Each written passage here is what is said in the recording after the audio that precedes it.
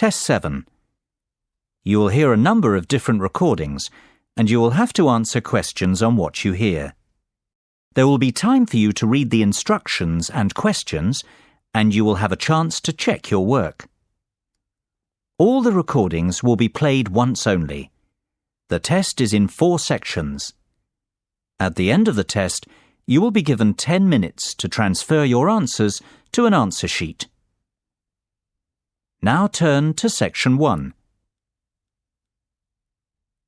Section 1. You will hear a telephone conversation between a travel agent and a school principal who is organising a school tour for a group of third-year students. First, you have some time to look at questions 1 to 3.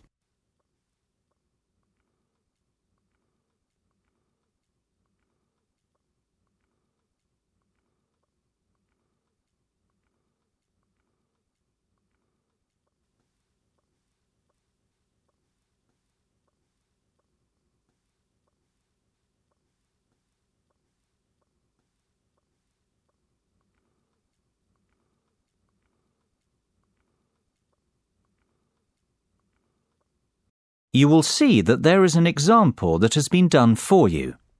On this occasion only, the conversation relating to this will be played first. Hello, McFadden's Travel. James speaking. How may I help you?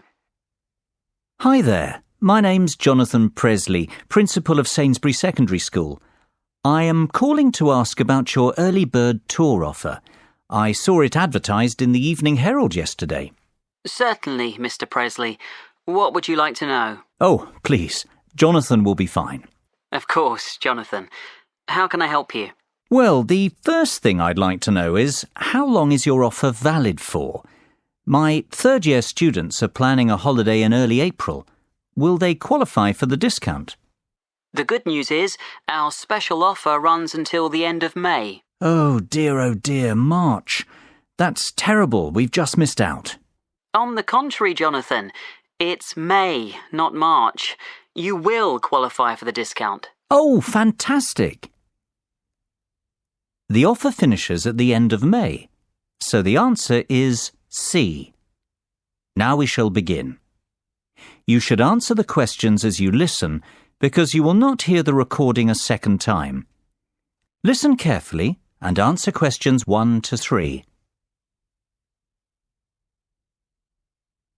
Hello, McFadden's Travel. James speaking. How may I help you? Hi there. My name's Jonathan Presley, Principal of Sainsbury Secondary School. I am calling to ask about your early bird tour offer. I saw it advertised in the Evening Herald yesterday. Certainly, Mr. Presley. What would you like to know? Oh, please. Jonathan will be fine. Of course, Jonathan. How can I help you? Well, the first thing I'd like to know is, how long is your offer valid for? My third-year students are planning a holiday in early April. Will they qualify for the discount?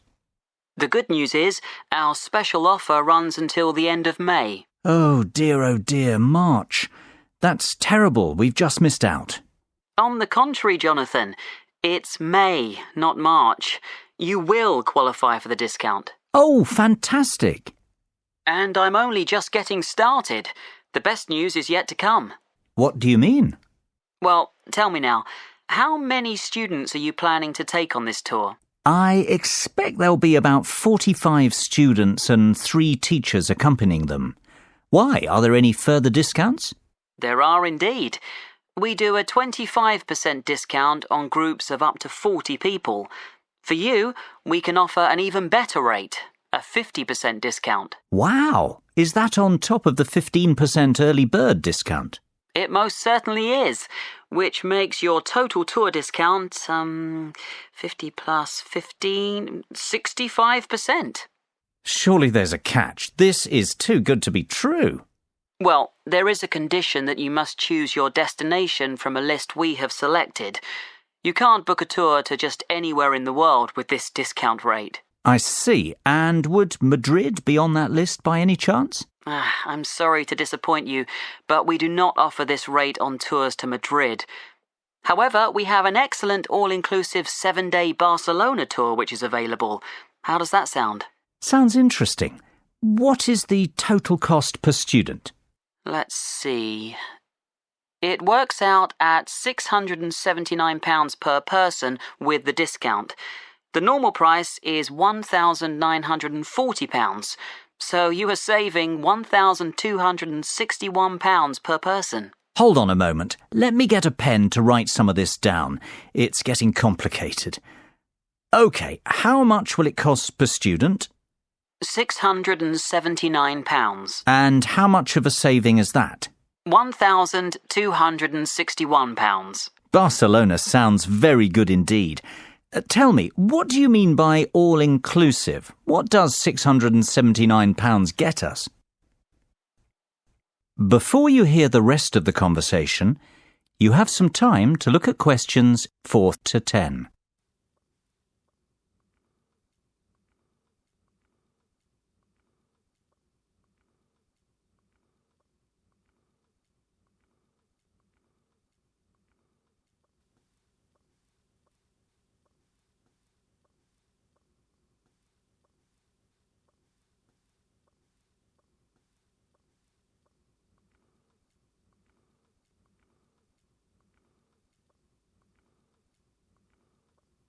Now listen and answer questions 4 to 10.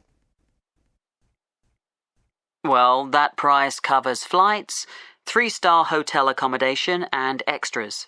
James, I must say I'm very glad I called you this morning. This is a fantastic deal. It covers flights, accommodation and what else? Plus airport taxis, breakfast every morning, a city tour and theatre tickets. Great! And what about the teachers? The teachers can travel free of charge with the students. Well, I might just go on this tour myself. I've always fancied a trip to Barcelona. But for the children's sake, of course.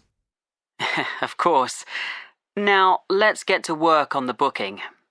Exactly when were you planning to leave? The 7th of April, if possible. Yes, that's available. And can you confirm the exact number of students, please? It's either 44 or 45. Let me see. Yes, 45. Exactly 45 students. No, sorry, in fact that's 46. I forgot about Jenny McCarthy. She sent her application in late, so it's not in the same pile as the rest. So that's the 7th of April and 46 students, correct? Yes, perfect. And 3 teachers. Is there a morning flight?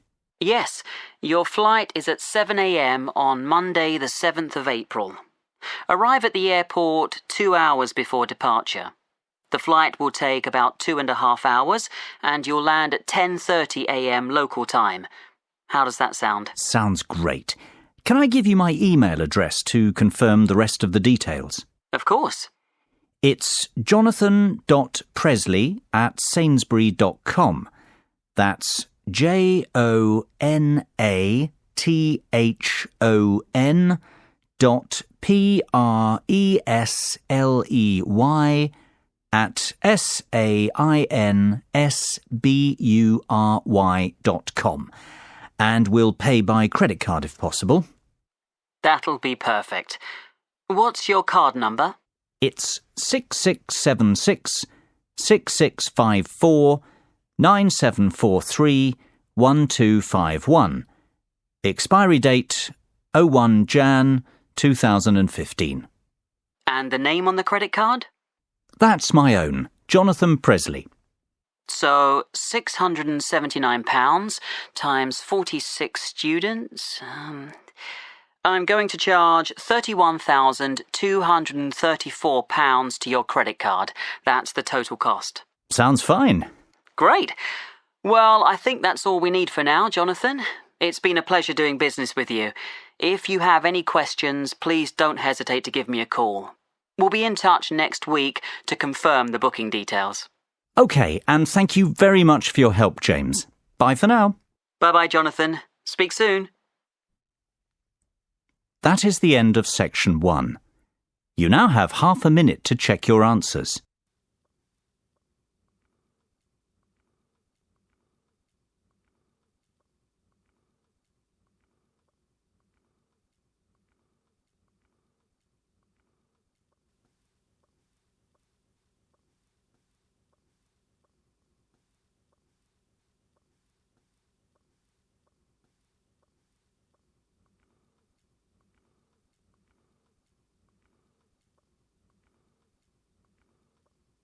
Now turn to Section 2.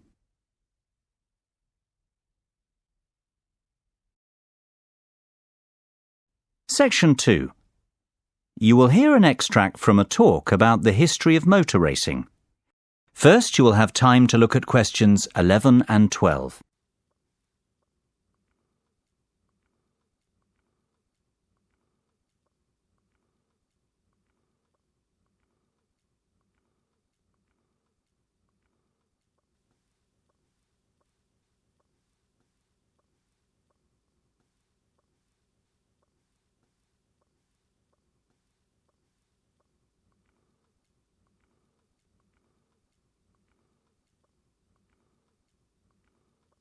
Now listen carefully and answer questions 11 and 12. Good morning and welcome to the programme. This week we're continuing our series of features on motor racing, and I am delighted to welcome to the show David McWilliams, widely recognised as the most knowledgeable motor racing historian in England. We've invited David in to talk to us about what is probably the most famous and prestigious motor racing championship in existence today. That is, of course, Formula One. David, Formula One is now a massive racing franchise, but how did it all begin? Well, Formula One has its roots in the European Grand Prix Motor Racing Championship, which began in the 1920s. After World War II, the Grand Prix was transformed into a new championship format, the one we are familiar with today, Formula One. The formula stands for the rules which all the drivers and manufacturers must respect. The one signifies that this racing championship is regarded as the best in the world. The first World Championship race was held in 1950 at Silverstone in England. It was won by Italian Giuseppe Farina in his Alfa Romeo. Farina narrowly beat his teammate Juan Manuel Fangio of Argentina to the title, yet it was Fangio who would go on to dominate the sport for the rest of the decade, winning 5 world championships.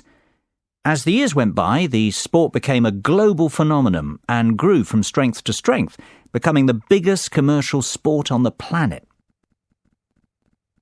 Before you hear the rest of the conversation, you have some time to look at questions 13 to 20.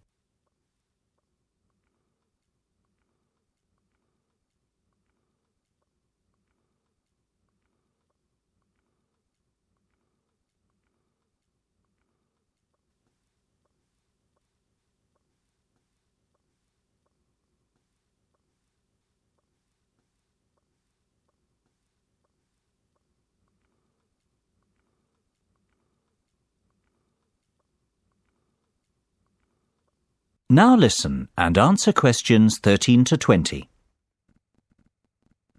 There's no doubt that Formula One is big business today, David. But what about the real heroes, the great drivers of Formula One, past and present? Who stands out as the best, in your opinion? That's an almost impossible question to answer, but I could narrow it down to 3 or 4 amazing drivers. Take your pick from any one of them. I'll start with the Grand Master of Formula One, the great Fangio, who I've already mentioned. He dominated the sport throughout the 1950s, winning 5 titles in all, his first in 1951, his last in 57, a record that stood for 46 years. Indeed, he was the first multiple championship winner.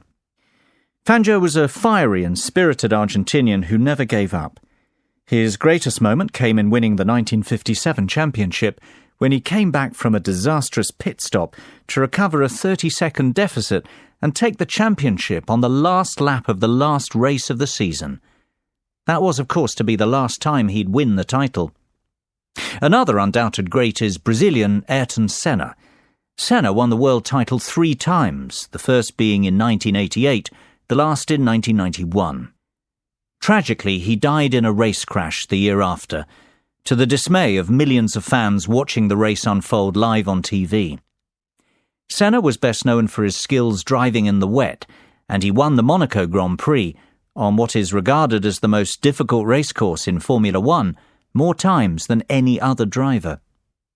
Perhaps because of this, He is regarded as the most naturally gifted driver to have ever sat behind the wheel.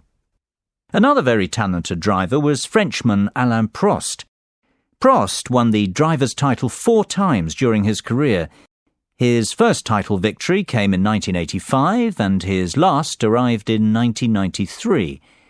Of course, Prost will always be remembered as the driver with the 3rd highest number of championship victories, and perhaps even more for the fact that he was a great rival of Ayrton Senna. Those two had many great battles. Last, but not by any means least, Michael Schumacher is the most recent of these driving greats who deserves a mention. His first title was won in 1994, and he continued to dominate Formula One until he won his last title in 2004. Schumacher holds many driving records, including most drivers' championships, race victories, fastest laps, pole positions, points scored, and most races won in a single season. He is also regarded as the greatest driver on paper, having won 7 world titles. It sounds like Schumacher is in a league of his own. Is he not clearly the best then, David, based on his record? It's not that simple, unfortunately.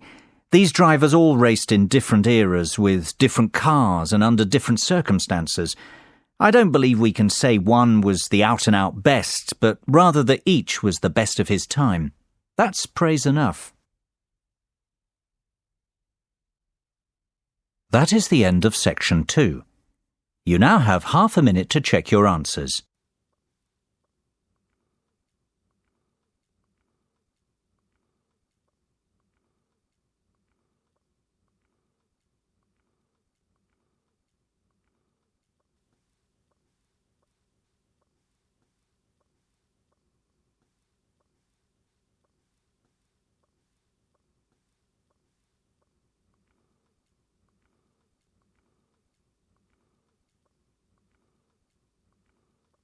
Now turn to section 3.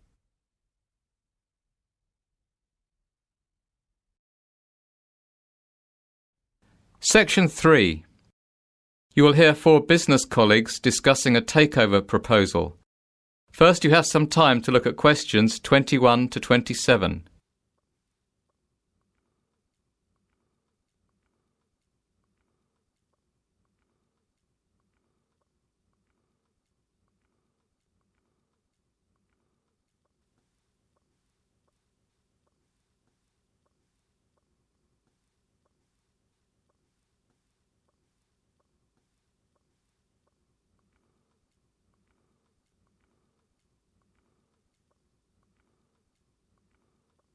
Now listen carefully and answer questions 21 to 27. So, let's go over this again.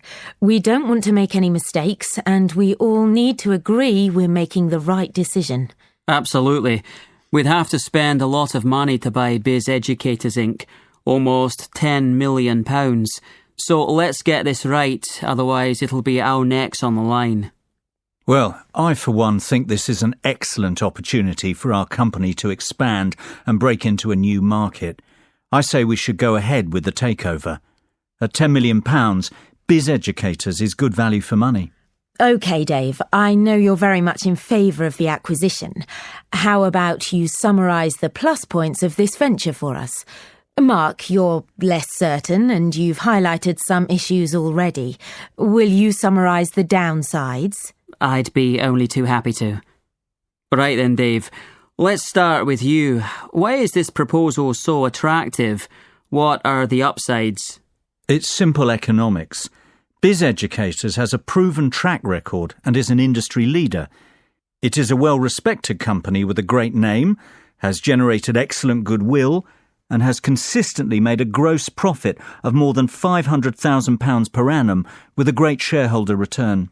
Yeah, but what about the net profit? That's not nearly as high. In fact, last year it made a net loss of £100,000. Mark, that's only because it invested in a new manufacturing plant. That's a long-term investment to secure the company's future. In fact, it's a good thing, not a bad thing.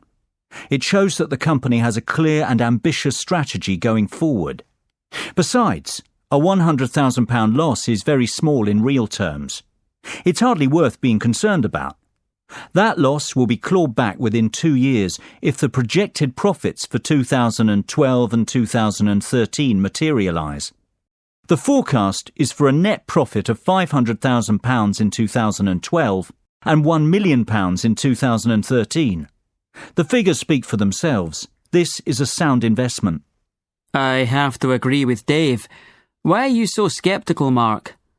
I see where Dave is coming from, but we're overlooking some vital facts. First of all, this company wants to remain an independent entity. Hostile takeover bids are fraught with danger. We know from experience. Remember Davidsville Inc.? We spent a fortune researching that company and creating a workable business plan, only for the merger to fall through. Mark's right. It is always difficult to buy a company that doesn't want to be sold. Davidsville was a disaster. Continue, Mark. That's not my only concern. I'm also worried that Biz Educators is a production-based company. We have no experience running companies like that. Our market is investment banking and trading. We would have to hire outside managers to run Biz Educators for us. That's going to cost more money. Look, I'm not saying it can't be done. I'm just saying this is a high-risk venture. Plus, there's no synergy. Our business is totally different, so we can't save costs by combining departments. Well, we can certainly see that this decision is not straightforward by any means. Maybe, but we have to come to a conclusion soon. It's almost 5 o'clock. What's the hurry? Can't we postpone our decision and discuss the takeover proposal again tomorrow? Mark, have you forgotten that we have to have our conclusions ready for tomorrow's board meeting? That's when the official decision will be made. Before you hear the rest of the conversation, you have some time to look at questions 28 to 30.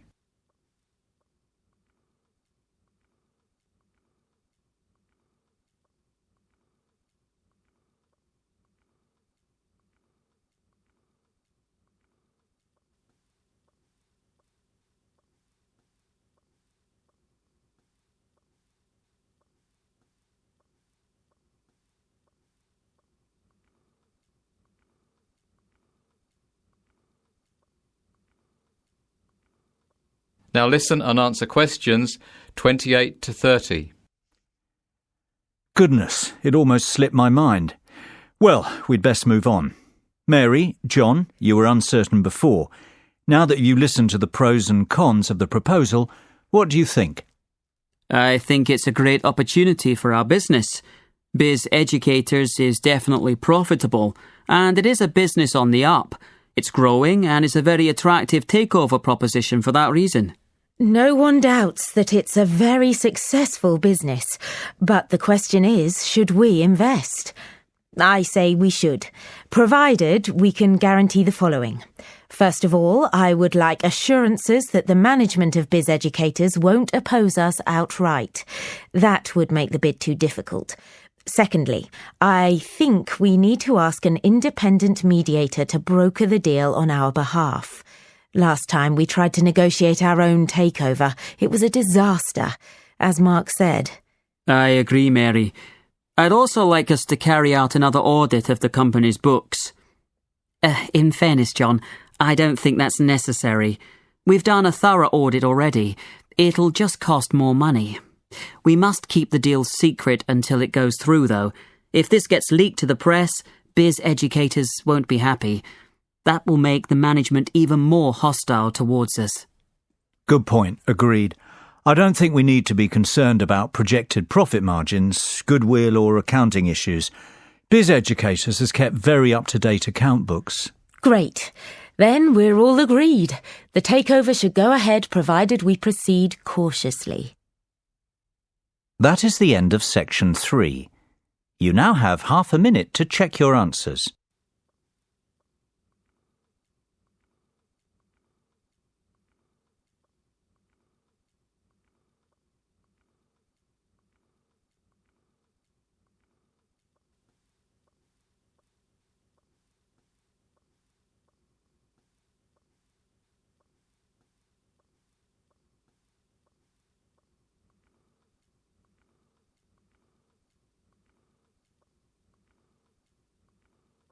Now turn to Section 4.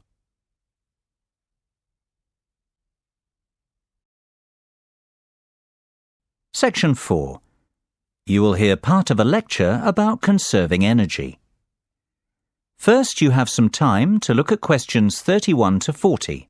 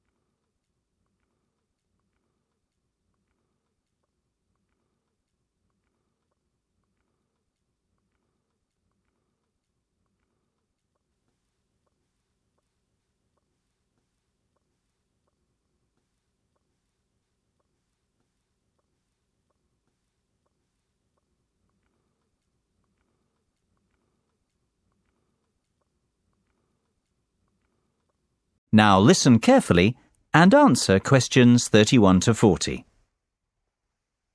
I'd like you to give a warm welcome to our guest speaker today, Dr. Sophia Martin from the Faculty of Science. Dr. Martin is an expert in energy conservation, and she's going to talk to us about ways we can conserve energy in the home. This is a very important subject, as the world we live in is facing dramatic and potentially destructive climate change as a result of our excessive wastefulness and aggressive exploitation of natural resources. Thank you for the kind words, Alice. You are quite right. We face an unprecedented climate crisis, and it is up to each and every one of us to do our bit to help stop global warming. Believe it or not, if we all took some simple steps, we could dramatically reduce our carbon footprint and help protect the environment. It is not a cliché. It is not silly nonsense talk. One person really can make a difference, and I hope that after my speech today, you will understand how. But first, what exactly is your carbon footprint? Basically, it's how much you pollute the environment as an individual, or rather what volume of greenhouse gas is emitted into the atmosphere because of your day-to-day activities. The key to stopping global warming is for each of us to reduce our carbon footprint. And if we conserve energy in the home, we can achieve some truly dramatic results. Our homes are actually very inefficient from an energy conservation perspective. Indeed, more than 65% of all homes aren't insulated enough. This means that they lose heat, and that homeowners waste a lot of energy, not to mention money, on heating during winter. So, the first step is to fit adequate insulation in the attic and outer walls of your home. This can reduce your heating bills by as much as 25%. What's more, the government offers grants to people who want to have their homes re-insulated, so it isn't a very expensive process, and you will probably recoup your investment within a couple of years. I would encourage everyone to consider this course of action. Both your wallet and the environment will thank you. Believe it or not, there are even simpler things we can do. For a start, never paint your interior walls in dark colours. Dark colours absorb heat. Therefore, you will waste more energy trying to keep your home warm. Always use light colours on interior walls. Did you know a dishwasher that is 50% full uses almost the same energy as one that is 90% full? The moral of the story is to wait until your dishwasher is packed before switching it on. It'll save you and the environment. The same is true of most household appliances, so try to use them only when necessary. Another startling fact is that replacing just one normal light bulb with an energy-efficient light bulb will save you £25 over the lifetime of the bulb. Now, just imagine the savings if you replaced all the bulbs in your house. Having large windows seems to be in fashion right now, yet it makes no sense whatsoever from an energy-saving perspective. Windows are one of the biggest causes of heat loss. If you have large windows at home, my advice would be to close the curtains and blinds as often as possible. This will help your rooms retain heat.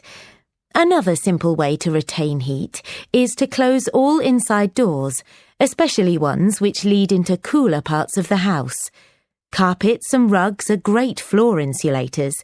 It's a good idea to have these fitted in rooms where heat retention is an issue.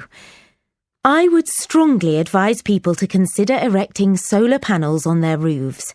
You don't need to live in a constantly sunny place to reap the benefits of these. Even our English weather will suffice. Solar panels can generate enough energy to heat your entire hot water supply, which is fantastic when you think how much you pay for this service at the moment. And of course, I would encourage people to continue recycling and composting waste. The next generation will thank us if we act now, and rightfully condemn us for failing to. Well, I can only hope you have found this speech informative and that I have highlighted the importance of the individual to the cause of environmental protection. Thank you for your attention. I'll hand you back to Alice now. That is the end of section 4. You now have half a minute to check your answers.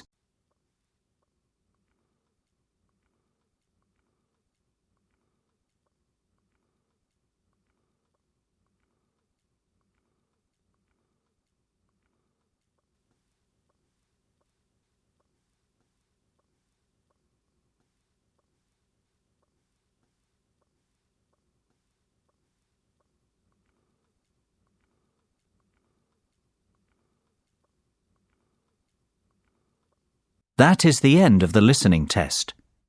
In the IELTS test, you would now have 10 minutes to transfer your answers to the listening answer sheet.